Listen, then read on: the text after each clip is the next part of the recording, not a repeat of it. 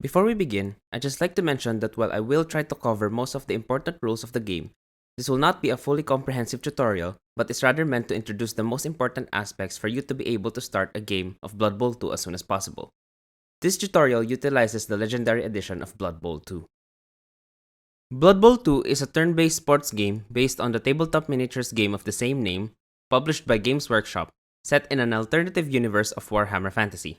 It was developed by Cyanide Studios and published by Nacon.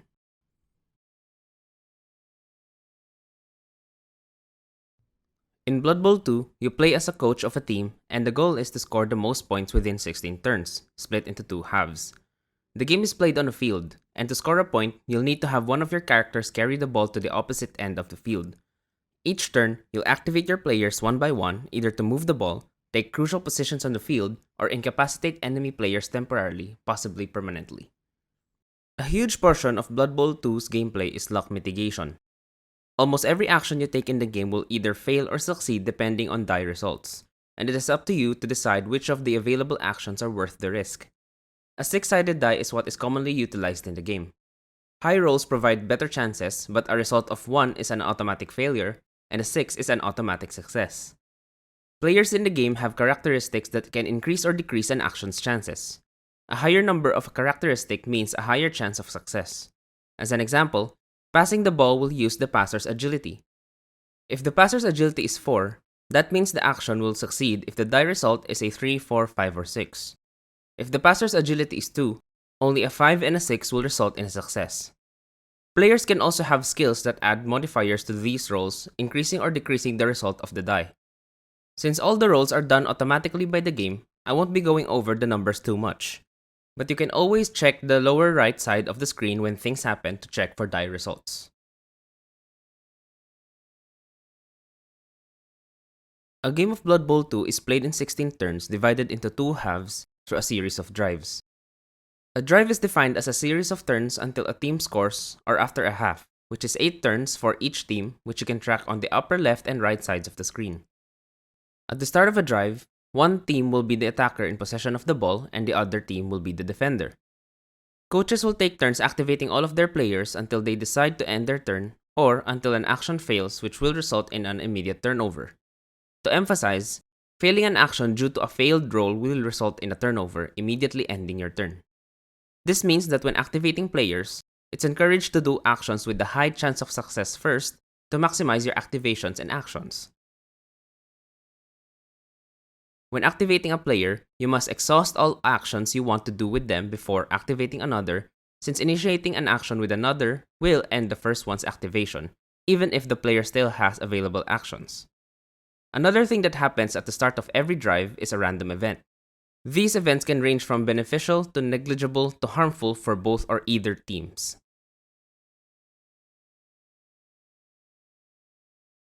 A game of Blood Bowl 2 is played in a grid presented as a field. Each square represents a space that a single player can occupy and move into. The field is divided in several zones as well, the left and right being wide zones, and the center being the line of scrimmage, which divides you and the opposing team at the start of a drive. The last rows of each end represent the end zones where points are scored if a player with the ball reaches them. Anything that goes outside of the field will be considered out of bounds. If the ball ever goes out of bounds due to a botched pass or it being dropped by a player, the ball is randomly thrown back in.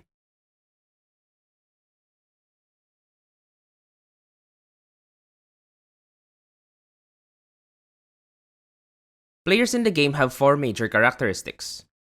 Movement allowance determines how far a player can move per turn. Strength determines how powerful the players are and is used in blocking. Agility relates to a player's maneuvering and ball handling. And armor value helps players resist injuries when attacked or knocked down. Players also have different skills which you'll find in their card here. I won't be going over all of them as there are a lot, but you can always hover your cursor over them to read what they provide. Take note that some of the skills in this game are things that will break the core rules that I am attempting to explain. For instance, a player's agility is utilized when dodging, but a character with the break tackle skill can use their strength instead.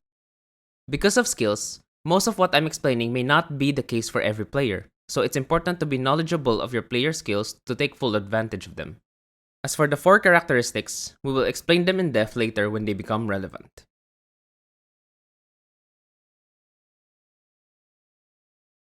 Before the first drive, a coin toss will determine which team will be given the choice between starting as the defender or the attacker. The attacker will have the first turn in the game and the ball will start on their side of the field after the kickoff. Before the kickoff, each team will have the chance to choose the starting positions for their players to fit their strategies. As an example, in this scenario, I will be attacking first and am planning to run the ball to the right side of the field. So it might be beneficial for me to move the more powerful players to the right.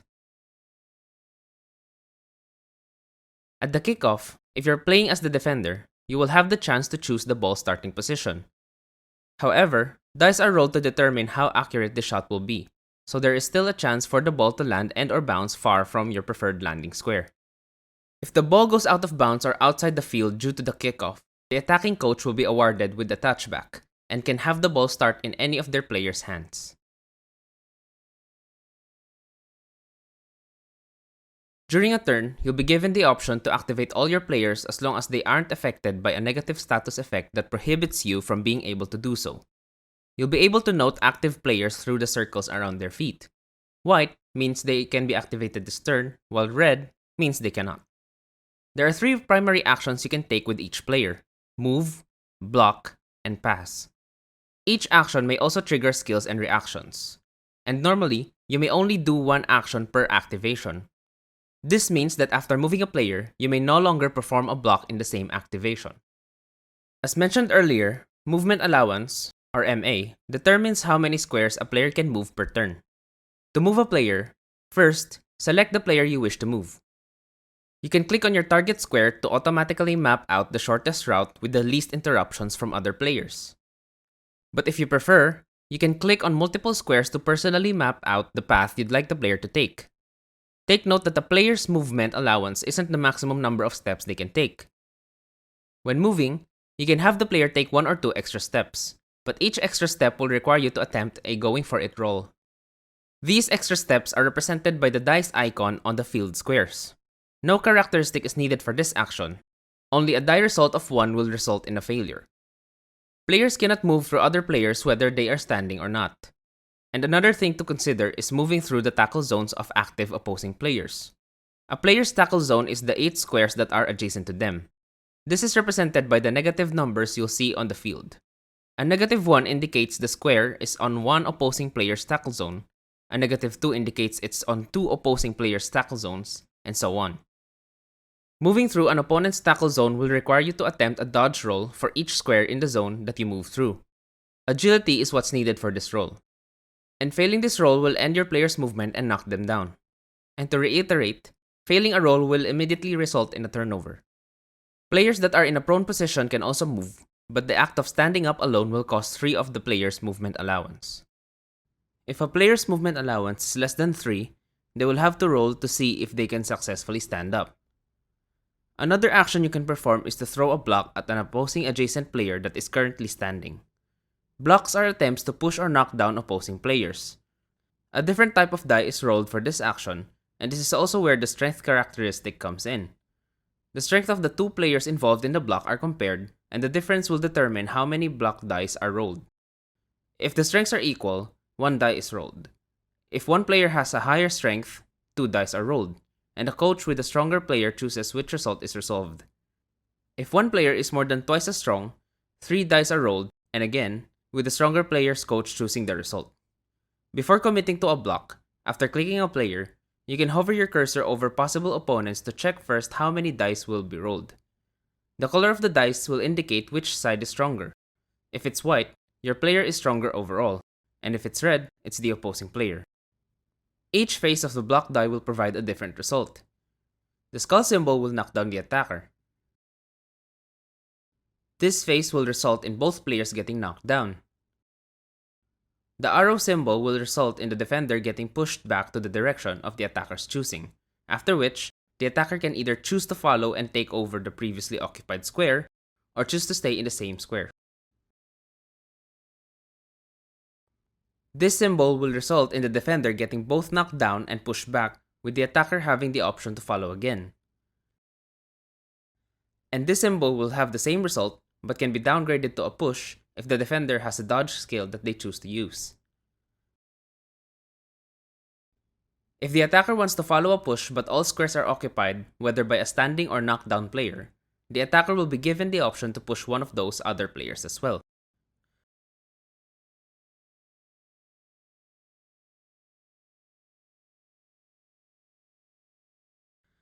When attempting a block, standing players adjacent to the attacker and defender can assist their teammates by adding strength to the involved player, provided that they are not in the tackle zone of another opposing player. Let's give an example. In this scenario, my player has a strength of 3, and I have an opponent with a strength of 4 in my player's tackle zone. Their strength is higher than mine, which means the dice that will be rolled is red, meaning they will be able to choose the result. And there are 2 dice because their strength is higher than mine. Since this is the case here, I wouldn't want to initiate this block. In this scenario, however, the same players are involved, only now I have a second player adjacent to the opposing player, so they will provide an additional strength to the block.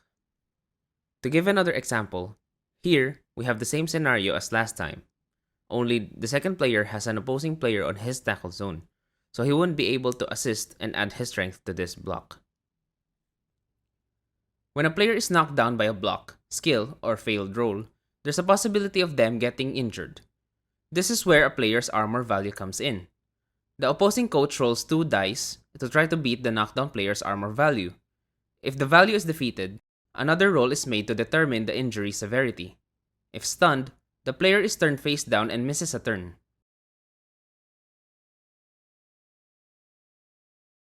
If KO'd, the player is brought out of the match, but has a chance of returning on a succeeding drive.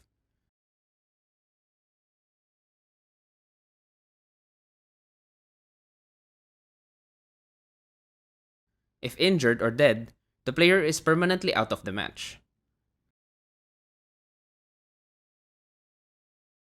A player can also be pushed out of bounds of the field, in which case, they are beaten up by spectators and automatically injured.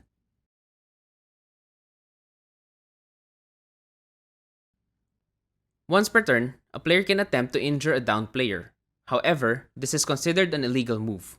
While still possible, doing so has a chance of getting a player kicked out of the game. Once per turn, each coach is given one chance to perform a blitz with a player. This will allow them to both perform a move and a block in the same activation. The block can be performed at any time during the move, after which, if still standing, the player can spend their remaining movement.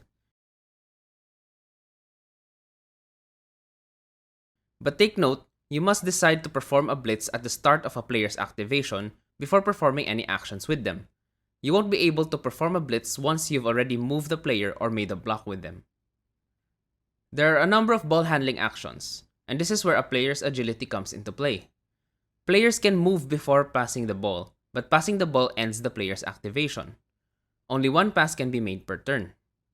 There are several types of passes depending on the range of the pass. Basically, the farther the pass, the lower the chances of success.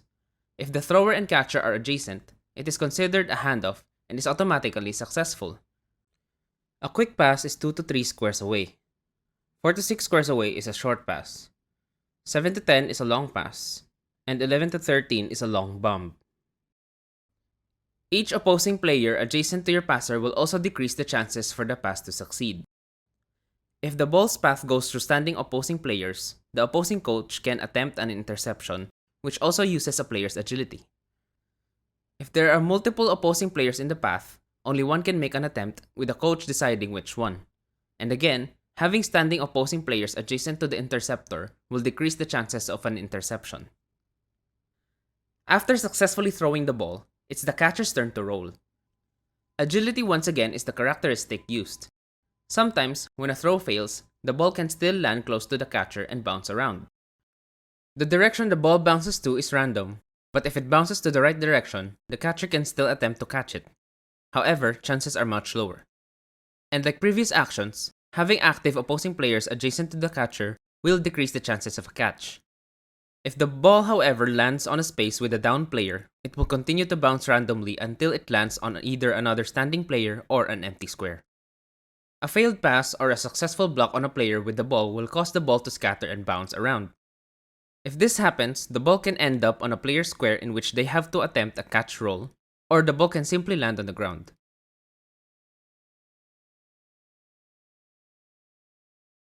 When the ball is on the ground, any player can try to pick it up by attempting a picking up the ball roll, which utilizes a player's agility. And again, having adjacent active opposing players will decrease the chances of a pickup. At this point, I'd like to reiterate that failed rolls will result in a turnover and immediately end your turn. However, there are ways to mitigate this.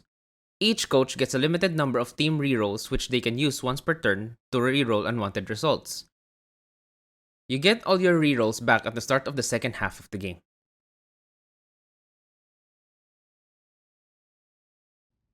Each coach has a dugout, where you can see available players in reserve in case someone gets injured. But take note that injured players cannot be immediately replaced in the middle of a drive. Reserve players can only come into play at the start of a drive. The dugout is also where players go when they are KO'd, as KO'd player still has a chance to recover and return to the game.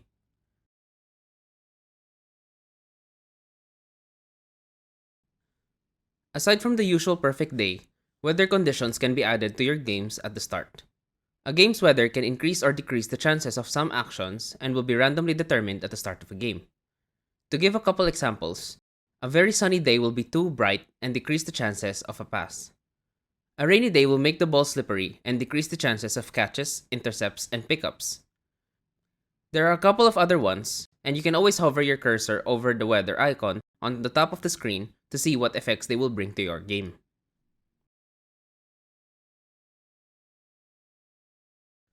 Before the start of a game, you'll be given the option to choose which race and team you'd like to play as. I won't go over all of them as there's quite a lot, and some of them play similarly, but I will go over a few of them to give you some options for your first play. Humans are a jack of all trades, master of none kind of players. Their characters are balanced, so while they don't excel in anything, they don't have a lot of weaknesses either. This means that they are easy to play and can adapt to their opponent's playstyles better than other races. Orcs are tough but slow players. They have high armor values and relatively high strength, but they have a lower movement allowance. They have low agility as well, so a lot of ball movement is not recommended for this team. Huddling around the ball carrier, slowly moving their way towards the end zone, and bashing everything that gets in their way is how they get things done. Dwarves are resilient but also slow players. Their playstyle can be similar to orcs, but their advantage lies in their resistance to being knocked down, so they tend to last longer in fights. High elves don't have a lot of defensive skills, but they are one of the best in the actual ballgame. They have good passers, catchers, and high movement allowance. Dark elves are fast, sneaky, sinister players that are able to easily injure opposing players, and have more reactionary skills. They have players who can pass the ball when blocked, and players who can constantly follow opponents to keep them in their tackle zones. Skavens are the fastest players in the game. They have low strength and armor, so it's better to avoid confrontations with them, but what they lack in every other characteristic they compensate with their speed. The Chaos have low characteristics as well, with the exception of strength. They can't run fast or handle the ball very well. They win games by simply beating down every opposing player. Something that should be obvious but I still would like to mention before we end is that Blood Bowl 2 is a silly game. I didn't mention them in the tutorial, but there are skills in this game that lets you throw your teammates, skills that force you to eat your teammates, and many more weird ones. But I'll leave those for you to discover on your own. Thanks for watching.